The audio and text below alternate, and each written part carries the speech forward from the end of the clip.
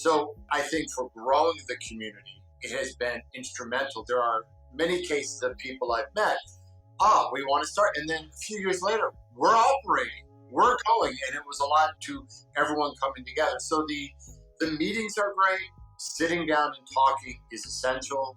Not feeling alone.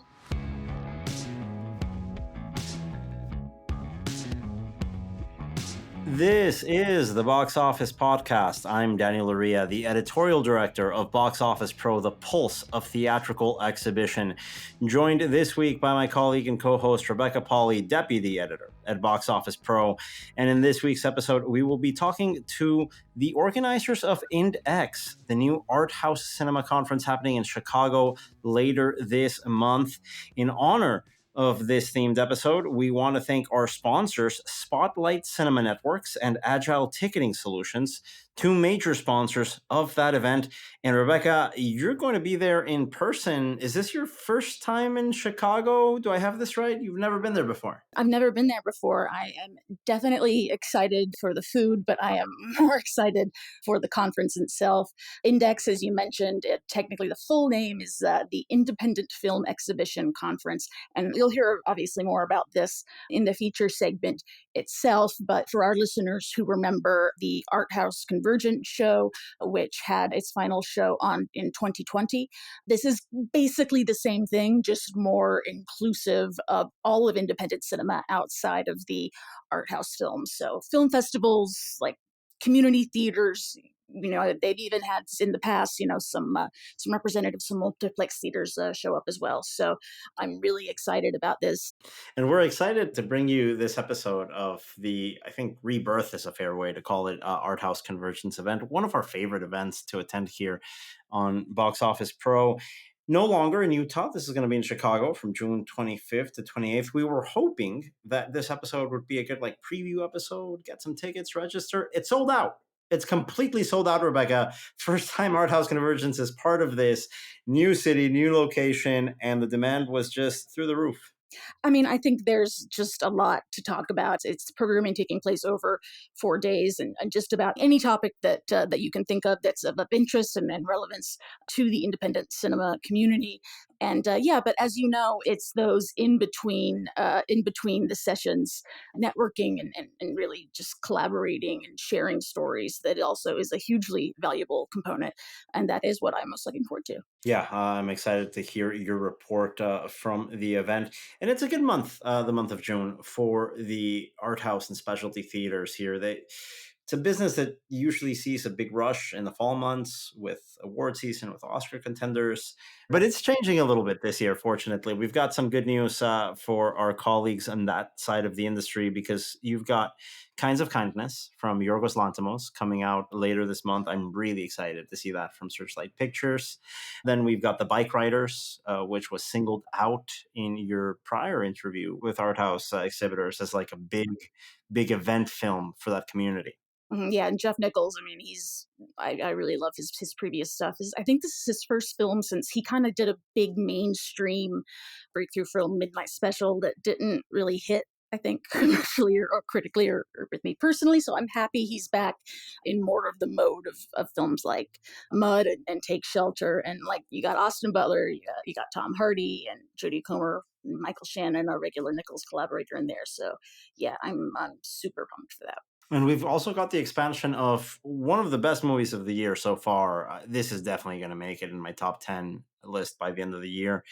If you're close to a theater playing Robot Dreams from Neon, an animated title, make the time to go see it. I can't recommend this title enough. It opened in only 2 screens over the last weekend, made a fantastic $16,000 per screen average.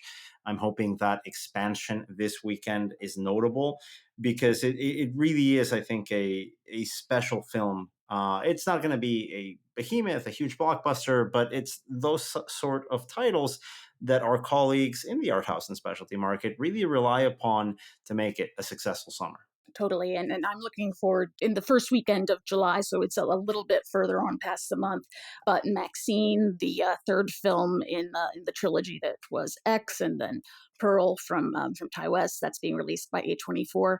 But yeah, also, I mean, I want to point out that when a lot of people, when they think about, quote unquote independent cinema or quote unquote art house theaters, the big capital I independent film, those specialty films from people like Focus or Searchlight, Index, the show, and the independent cinema community as a whole is really inclusive of those bigger blockbuster films as well. You can go to your independent cinema to see Inside Out 2. You can go to your independent cinema to see, as I'm planning to re-see Furiosa. Yeah, I think a very inclusive event happening in Chicago at the end of the month.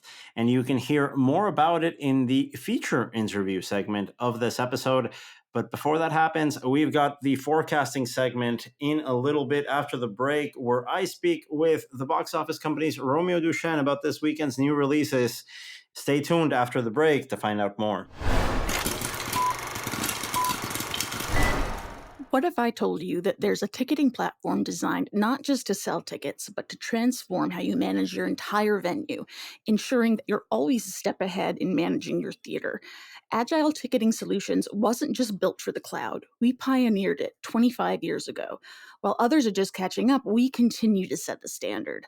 Agile Ticketing Solutions, not just the smarter choice, but the most reliable ticketing platform for your theater. Visit us at www.agiletix.com or call 615-360-6700 now to learn more. And we are back on the Box Office Podcast here in our weekly forecasting segment, where we go over this coming weekend at the box office. I'm joined by the box office company's Romeo Duchenne as we look over this weekend's titles with the numbers provided to us by our box office forecasting panel. That is a group of industry professionals, senior executives in the exhibition industry, giving us their insights on where they think these movies are going to turn out. And we've got two new releases to go over this weekend, Romeo, that we expect to be 1 and 2 at the box office. Let's start with number 1 here from Sony. Bad Boys Ride or Die. Wasn't a huge fan of the third one, Bad Boys for Life. That came out in January 2020. The last major studio title to be released without interruption from the pandemic. Did you catch that at the movies? I think that's going to be, for a lot of folks, their last trip to see a movie before COVID hit. Yeah, I do remember, and it was quite a surprise at the box office, Daniel, no? I mean, it clearly overperformed expectation at the time. I mean, it's one of our comparable title, and Bad Boys for Life opened at 62 million in the US, if I do recall correctly, and almost did $500 million worldwide shy. Worldwide it's a figure. Sorry. Almost there, like just very close to that $500 million worldwide mark. Ended up playing to $206 million in its theatrical run. Really very uninterrupted theatrical run, about 9 weeks without any other major new releases coming in, as COVID, or fears of COVID with that early spread, started to knock films off of the schedule. So it's a difficult comparable, that Bad Boys for Life entry, right? Because it should have gotten a little bit more competition, but movies started getting moved because nobody wanted to open in like mid to late February. So I think Bad Boys for Life was a good enough movie, and people were happy enough to see it that they kept on coming back. And there wasn't really much else in the marketplace. Of course, it ended up being the top grossing film of 2020 because we didn't have much of anything going on in 2020 in theaters. But now we are coming up to the 4th installment of this franchise, Bad Boys Ride or Die. We've got a $40 to $55 million opening weekend range for this title. And we have to bring in a couple of caveats here because, yes, it is under that opening weekend from 2020 of Bad Boys for Life. But of course, we are dealing with a very different theatrical marketplace. But let's not write off an overperformance here. I think there's an outside chance, Romeo, that this can get close to matching its predecessor. And we have some examples in the market of that happening. We saw Godzilla x Kong really match its pre-pandemic entries. And we also saw Kingdom of the Planet of the Apes hit the same benchmark. So yes, we are coming into this release on very much a cold streak at the box office, but it's not unheard of for a movie like this with some pre-pandemic comps to get some excitement back in the market. I think there's an overperformance potential here that we have to bring up, but we do have to open up with the fact that May was awful, April was terrible. We don't have a great track record of the fourth entries in a franchise doing fantastically well in the market. Of course, we had John Wick 4 last year, which is an outlier. So there's a lot of pluses, there's a lot of minuses here. I think 40 to 55 is a fairly dependable range to go at for this movie. Yes, Daniel, well, I will be way more cautious than you. Sorry for that. I was very disappointed to see that the trailer of Beverly Hills Cops 4 released on Netflix. Trailer was released 5 months ago, so 2 months before the trailer of Ride or Die. Did million of views, million. Nothing like Bad Boys Ride or Die. So it's been overshadowed by the performance of a Netflix release right now, which is another sort of like action comedy movie. But of course, it's not going to be competition in the marketplace. It does hit us in terms of awareness. That marketing campaign with star Will Smith maybe hitting a stumbling block after Will Smith's, let's say, appeal suffered a little bit after his indiscretion at the Academy Awards some years back. So it's been a little bit of a marketing challenge, I think, for Sony in this movie. The market itself, I think, is in a state where a lot of folks are wanting to drive the expectations for this movie a little bit down. That's why I think there is a realistic chance this hits in the 40 million range. And I wouldn't call it a disappointment if it opens to 40 million. I think it's more or less in the expectations based on what we've seen. But we can't discount that overperformance potential. I think there is that benefit of walk-up sales for this title to help it boost up to that potentially $50 million plus range. And let's not forget the power of premium large format, considering that Furiosa is not going to be a competitor. That was an original point that we were concerned about, the word of mouth staying power of Furiosa in premium formats. When Bad Boys for Life came out, Furiosa didn't have any staying power whatsoever, either in theaters or premium format. It's a movie that just isn't performing theatrically, giving, I think, an open lane to Bad Boys for Life. Also, the fact that Bad Boys for Life is part of a franchise that's a lot more comical than the post-apocalyptic grisly environs of the Mad Max world. I think there's a real opportunity here. But we are concerned not only because of that tracking that Romeo brings up, but also because of that track record coming into this weekend. We'll see how that plays out, but we are expecting a number one finish here in the market. Elsewhere, we've got another opener, and unfortunately, I think a forecast that while we saw an overperformance potential from Bad Boys Ride or Die, we're not too sure that this is going to overperform at all. We've got The Watchers from Warner Brothers, director Ashana Night Shyamalan, one of the daughters of M. Night Shyamalan, using that brand name in her family legacy to hopefully drive some interest in this title. But we just really haven't seen significant buzz online here from organic search traffic, from trailer views. Romeo, we are currently looking at this to open between $8 to $15 million. Not that long ago, we were expecting 12 to 20 million. We were confident this could be the, let's say, opening weekend record for a horror movie in 2024. Now that's really up to question. There's a chance this Warner Brothers release doesn't even get that accolade. No, you're right, Daniel. And actually, when we look at the latest horror releases, the latest one, which is The Stranger Chapter 1, opened at 11.8 million. It looks like all the latest horror releases are ranges around the figure you just quote. But when I look into the tracking, it's definitely tracking better than The Stranger. So on that one, Okay. I'll be a little bit less cautious than you. And I'll be, you know what? Okay. Yeah, I'll be a little bit above 10, personally. Yeah, with that potential of unseating that $11 to $12 million range that we've seen movies like Night Swim and The Strangers Chapter 1 perform to become, hopefully, in the $15 million range mark, the number one opening weekend for a horror movie this year. It's just been a tough year for horror, Romeo. It feels like that genre bailed us out of difficult moments in the market in the post-pandemic era. That just hasn't happened this year. We were hoping The Watchers would get us there, but really the tracking on this title has gone down and down in recent weeks. So two different stories here. We've got Bad Boys Ride or Die with a $40 to $55 million opening weekend range that can go either way, but we can't forget that overperformance potential. And then I think really performing along the average of where the horror genre is, the watchers from Warner Brothers in that $8 to $15 million opening weekend range. Well, Romeo, thank you so much for those insights. And coming up next, we've got our feature interview with Rebecca Pahle and the organizers of the Index Art House Theater Conference. It's also an independent film festival conference. It's going to be a great event happening in Chicago in the month of June. This episode of the Box Office Podcast is brought to you by Spotlight Cinema Networks, the only cinema advertising company dedicated to serving the needs of art house, luxury, and dine-in exhibitors for cinema advertising, pre-show entertainment, event cinema, and digital display distribution. Spotlight offers unique revenue-generating advertising programs tailored to an upscale and influential cinema audience. In collaboration with Box Office Pro, Spotlight Cinema Networks is proud to present Indie Focus, highlighting the industry thought leaders, iconic art houses, and executives from the country's leading luxury cinema circuits.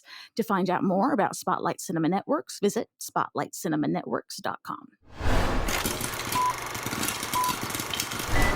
Okay, we are here today with a trio of folk behind the Independent Film Exhibition Conference, or Index. I'm super excited for it. It's coming up in June. Anyone who listens to this podcast regularly will know that we are big fans of the art house cinemas. So to talk about this conference that is dedicated to them and to that concept, we have Kate Markham, Managing Director of Art House Convergence, Barbara Twist, Executive Director at the Film Festival Alliance, and Jerry Rakfeldt, CEO of Spotlight Cinema Networks, which has been a longtime supporter of the indie art house ecosystem as a whole, and Art House Convergence and Index specifically. So, Kate, I want to start with you, and Barbara and Jerry, of course, feel free to chime in as well. For myself, and I think for Daniel as well, the last Art House Convergence was January of 2020. It was the last one I think both of us went to before everything kind of shut down. So it's been a few years for a variety of reasons. So it's a new name for the conference, but I mean, how similar is it? Because it's still run by Art House Convergence, it just has a different name. So how similar is it? How different is it? Is it basically kind of the same thing? In a sense, it is the same thing. You're going to see a lot of familiar faces. We're going to be touching on a lot of familiar topics, but we are fully in partnership with Film Festival Alliance, who had a presence at Art House Convergence in the past, but this is a more integrated partnership where we are really doing this together because the independent film exhibition landscape requires the cooperation of film festivals and art house cinemas, independent cinemas on a very regular basis. They go hand in hand. And so you can't really talk about film festivals without the place where they're going to be, your art houses, without something that connects them to their community so strongly. Absolutely. So we are working on this project together.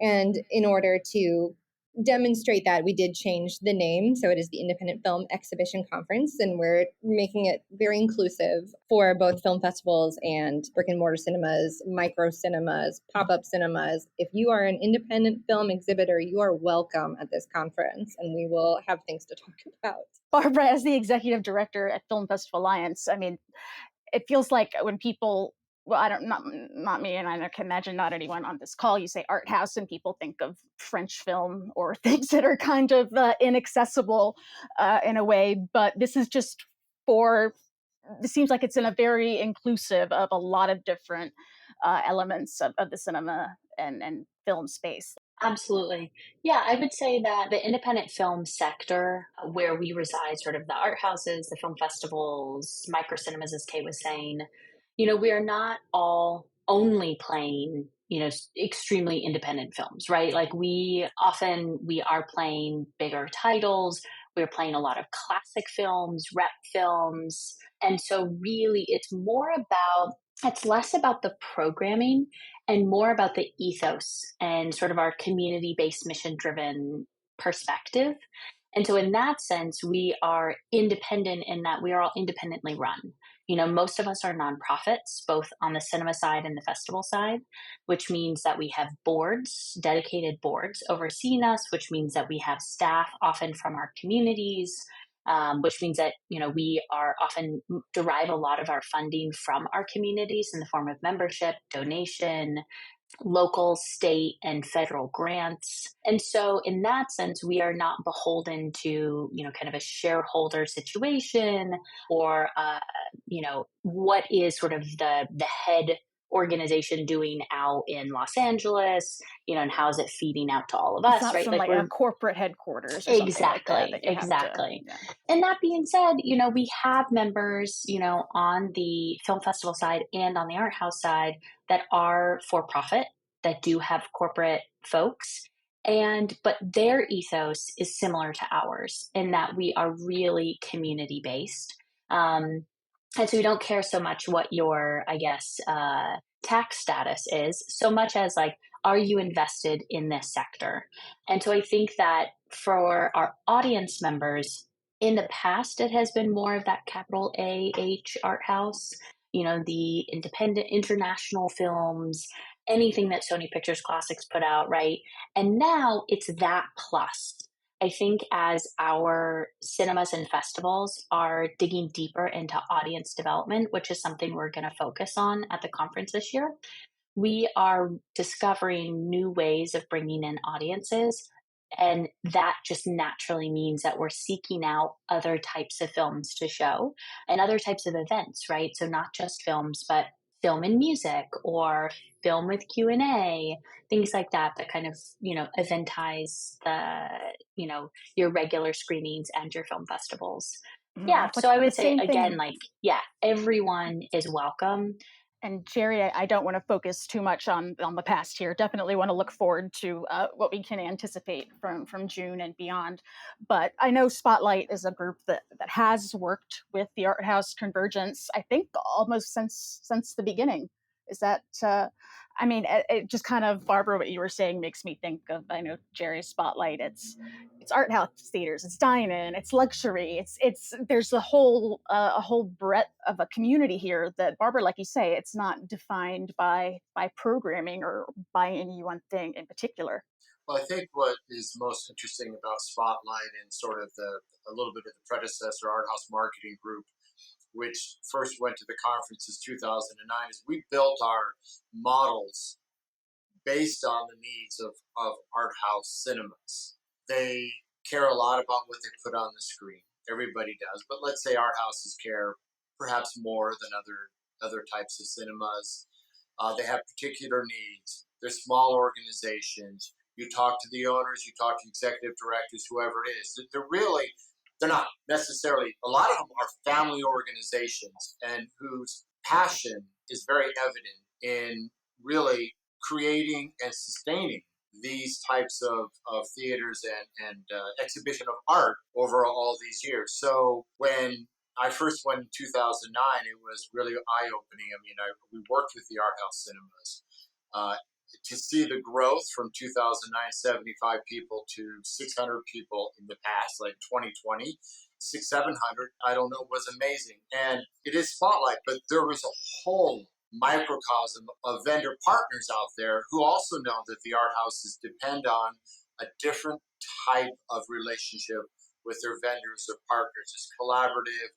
We have to talk. We have to create products and services that are unique to the art houses. And then the Film Festival Alliance, I don't know what year they first started in that corner area in the back there, 2016 or 2017. And they have a whole set of needs, which is different. And for us, we continue to focus on it, but there's many, many partners they've worked with over the years who also understand the value of the art houses and the need to tailor our services for them. FFA, I believe the first conference that they joined was 2014. But what we found in that process, just as you're saying, Jerry, is that some of the operational needs are different, right? Like film festivals don't have year-round venues. So like when we're thinking about cinema advertising or things like that, it's a different framework. It's so much more condensed. It's like, okay, you have 2 weeks, you have a lot of people coming in, so it's a lot of eyeballs, but it's not the same consistency. But I think where Kate and I are really aligned is the idea that the film festival is this space of discovery, and it's getting audiences in, and they are more inclined to buy a pass and just see whatever, and so that it might get them outside of what they would normally consider. And then once you have that, then you have the art house, which is doing the heavy lifting year round of getting people in consistently, showing them sometimes things they might not consider, but also showing them things that are aligned with their tastes. And so the two really work hand in hand, and you can't have one without the other. And I think when you do have one without the other, you miss out on either the discovery or the habit building. And so when they're together and you look at cities and communities that have both, whether it's within one organization like SIF or Milwaukee or someplace like that, or a city where it's like New York, where you've got a bunch of theaters and a bunch of film festivals, I think together you see people being more well-rounded moviegoers, and that ultimately lifts up our industry. But something that you guys have spoken about a lot, and I kind of want to open this question up to everybody, so you can just kind of raise your hand if you want to chime in. Both with Art House Convergence and with Index, and Jerry, as you mentioned with Spotlight, you really want to make sure that you're tailored to the needs of this community. Like I said, I don't want to be like looking towards the past. I don't want to be talking about like the P word or the C word or any of that stuff. But compared to the 2020 Art House Convergence, how have those needs and how have those pain points changed? Because I feel like a lot of the conversation we've seen over the past few years is like the need to do community engagement, the need to eventize, the need to be nimble, like things that a lot of festivals. And what are those sorts of things that you're hearing from the indie community about what they want to be addressed at this conference and what their needs are? I'd say the biggest thing is the gathering in person, and the being able to just something that was really beautiful about past gatherings was being in a room full of people who understand this totally wacky, weird space that we're in. People who understand why it's a problem that your popcorn machine got cleaned, because all of a sudden you lose that beautiful patina that kind of makes your popcorn taste much better. And people are like, well, why wouldn't you clean it? You're like, well, I mean, you do, but you don't, talk right? to a chef about the cast iron pan. Like we Exactly. And so you're in this space and, people, it's nice to be amongst people that understand this kind of unique space that we occupy and the challenges that go into that. Again, most of us are nonprofits, but we're also in film, but we're also regional, right? Like there's just all of these different elements that come together to create this really special place. And so I think gathering the conference will be really great for that. Something that I say is very different this year is our programmatic approach. So we had a really fantastic programming committee and, a really large number of people thinking about what are the challenges that we are facing as a community. And not just on the granular level of like, I'm frustrated by like this ticketing platform, or how do I figure out this marketing like those are conversations component? Maybe you have in the bar after the you need to be in person in those in-person conversations. Exactly. So these conversations are a little bit more focused on the soft skills and kind of, we don't have the best track record for HR in our industry, particularly. I mean, again, that's a cross of nonprofit and film. Neither of those industries at large have a great HR. And it's in most industries in general, I'd argue too. Like totally. It's no one's being singled out here. Like it's absolutely it's a but industry issue. We are subject to what's called the passion tax, right? Like we are passionate people who are excited about doing this, and that naturally leads to more work than can actually be handled or more work than can be paid for. And so a lot of the sessions this year are focused on these deeper structural issues that I think we need to address as a field so that we get healthier. So looking at culture of philanthropy, right? Like how does, a lot of us are nonprofits, how do we take philanthropy and actually get people all across the organization to understand their role in the organization in relation to that. Things like audience building, right? Really understanding what are the tools available to us, how can we build new audiences, and why do we need to do it? Because it often requires you to put up some money that you might not think that you have before you actually see a profit. And that can be really scary and risky. So helping to understand that. And then also we're going to talk about some larger ecosystem issues, right? Like we've all felt the decline of print journalism. We felt the decline of film criticism, and those have real impacts. Those were tried and true avenues for getting folks in. Something I think about a lot is how these days, movie theaters are the only people advertising go to the movies. Everyone else is advertising watch this movie, but they're kind of platform agnostic. And so, what do we need to do as a field, as film festivals and as cinemas, to get people excited about coming into our space? And it's not just let's get new lounge chairs and offer 10 different types of popcorn. It's actual, like, hard work of community outreach and audience development and advocating on behalf of our industry to say we are valuable and worth it. Yeah, like legwork, just the basic legwork of connecting with people, which, as you know, that's something that this industry is so passionate about. But like, you definitely don't want to be in a position of exploiting people. I mean, you like even if it's a nonprofit, like it is a business, and you need to have a business model that like doesn't burn people out. Like Jerry, like with Spotlight, you need money. Like you help you help these cinemas get money, and that's pretty important. And so I think if we come together and talk about these issues, we can ensure that it doesn't fall on the individual theater and it doesn't feel like a burden, but it's an acknowledgement that this is an issue facing all of us. And together we can advocate and use our power collectively to help shift it so that we can access more resources. Kate, can you give us, I know programming is still kind of being worked out. This is obviously a preview of the show and you're pre-recording the preview, but can you give us some samples or some examples of specific topics that we're going to see? Because like it could be a month-long thing. Like there's so much to talk about. Truly, there's so much to cover. And you know, in doing the programming committee, you know, we had to set aside some things that we really wanted to talk about. And so I'm sure that FFA and Art House Convergence will be continuing those conversations on other platforms elsewhere, the ones that we couldn't touch on during the conference because it's only 4.5 days. But yeah, like Barbara said, human resources is a big one. There's so many things, programming, operations. The sessions that I'm particularly excited for, I guess there's so many. We're going to obviously have Meet the Distributors, which is always a big hit, and Meet the Vendors, which is another big hit. There are so many people out there innovating solutions like Spotlight Cinema Networks for our folks. And so to get to see them in person and have those conversations, as Jerry alluded to earlier, it's having those conversations where we really build those solutions. I'll throw out metrics that matter. So one of our big conversations is data, and that sort of that goes across, you know, every area, and really digging into why is data important? How should we be capturing it? What should we be capturing?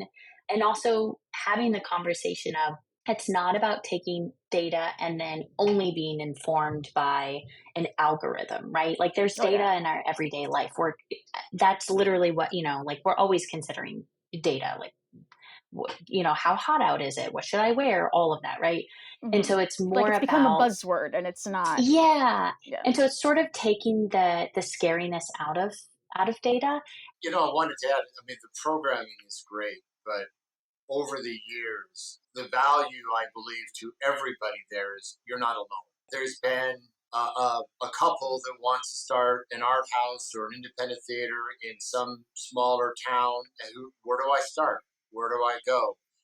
If there are future owners, this is where you go. This is a collaborative, helpful environment where you will cut to the head of the line by going here and listening, because everybody's willing to share their experiences. You take a little bit here and there. So I think for growing the community, it has been instrumental. There are many cases of people I've met. We want to start. And then a few years later, we're operating, we're going. And it was a lot to everyone coming together. So the meetings are great. Sitting down and talking is essential, not feeling alone. And for me personally, it was very interesting. This was sort of my EV quick charge. You know, you get kind of burnt out, and you know, we do advertising. We do our best, but it's not a passionate pursuit in the way that the art houses and the film festivals are.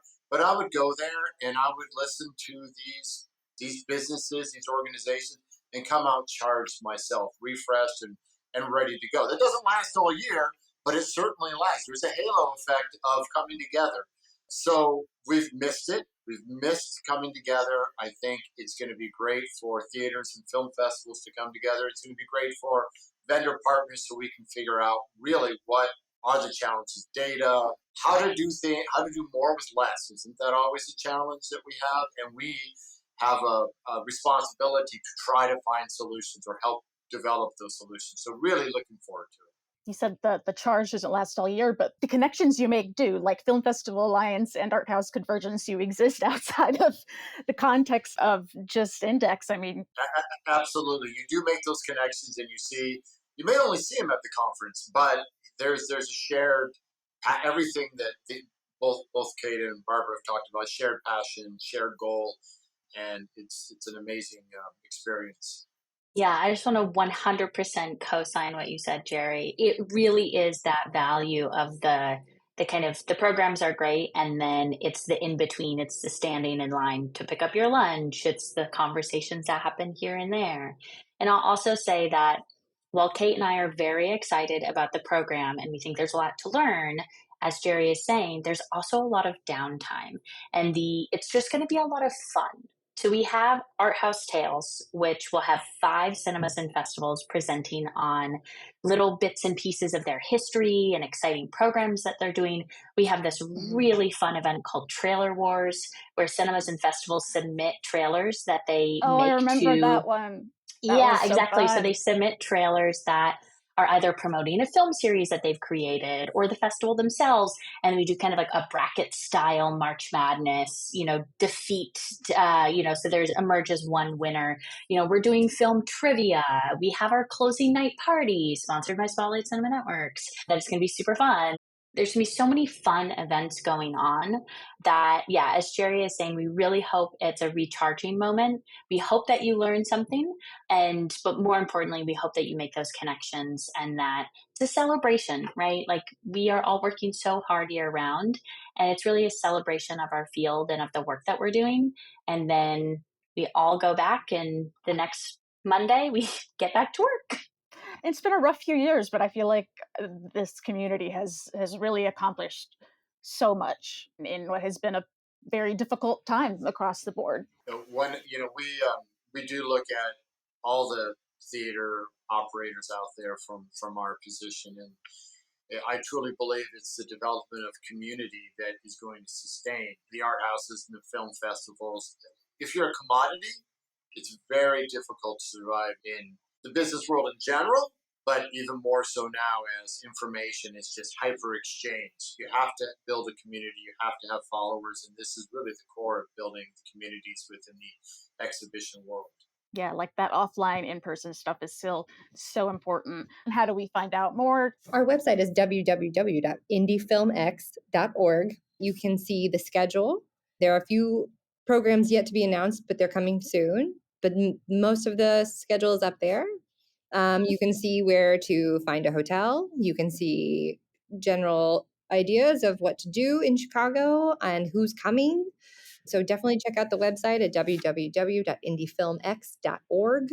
And follow FFA and Art House Convergence so you get newsletters, so you don't have to be the one who remembers to go and check the website. That's always a big one for me. Signing up for our emails is a great way to find out not only what's coming up for IndieX, but what is coming up for both of our organizations year round.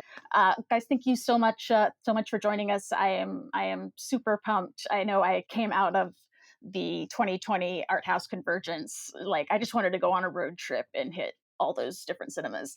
Wasn't able to for obvious reasons, but yeah, you do, like Jerry said, you do come away so charged and so inspired.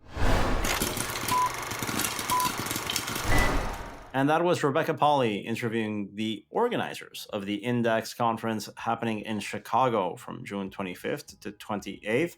The event is already sold out, so you can find out everything that happened at that conference over at boxofficepro.com and in the Box Office Podcast. Thank you very much for listening to us this week. Earlier, you heard from my colleague, Romeo Duchenne. A huge thank you to our sponsors, Spotlight Cinema Networks and Agile Ticketing Solutions, for sponsoring this week's episode. The Box Office Podcast is produced in collaboration between Record Edit Podcast, Box Office Pro, and the Box Office Company. We'll be back next week with another episode. Please don't forget to subscribe, rate, review, and share with your friends if you like what we're doing. Talk to you again next week.